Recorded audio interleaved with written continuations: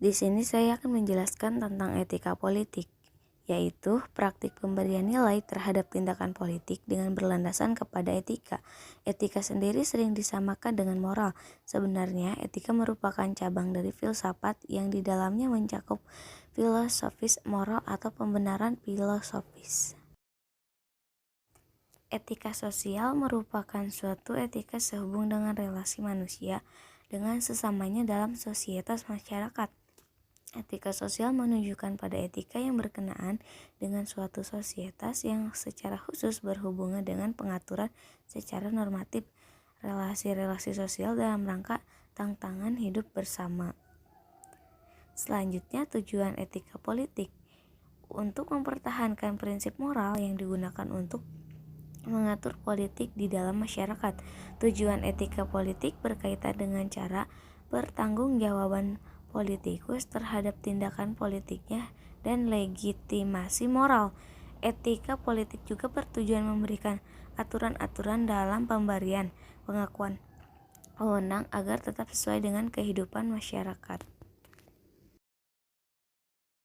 Urgensi etika politik. Hal yang penting dan dibutuhkan dalam setiap kondisi, baik itu dalam kondisi normal, tertib, tenang, maupun kacau. Dalam kondisi kacau, etika politik akan menumbuhkan mekanisme berbicara dengan otoritas, atau dengan kata lain, betapapun kasar dan tidak santunnya suatu politik, setiap tindakannya tetap membutuhkan legitimasi. Dimensi kesosialan dapat berarti bahwa seorang menemukan jati dirinya ketika bersama orang lain, sementara dimensi politik kehidupan manusia adalah fungsi pengatur kerangka kehidupan masyarakat, baik secara normatif maupun secara efektif.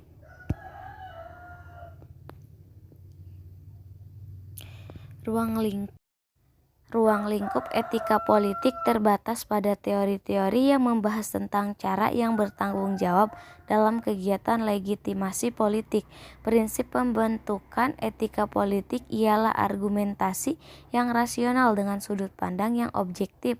Etika politik juga tidak turut serta dalam kajian politik praktis, tetapi hanya memberikan penilaian objektif terhadap permasalahan ideologi politik.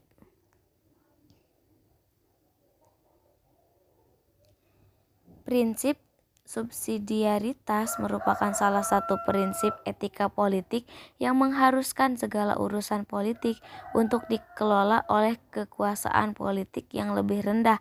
Tujuannya dari prinsip subsidiaritas adalah pembagian kekuasaan politik. Pembagian kekuasaan ini akan mempermudah pemerintah dalam memenuhi kepentingan masyarakat, khususnya pada pelayanan publik.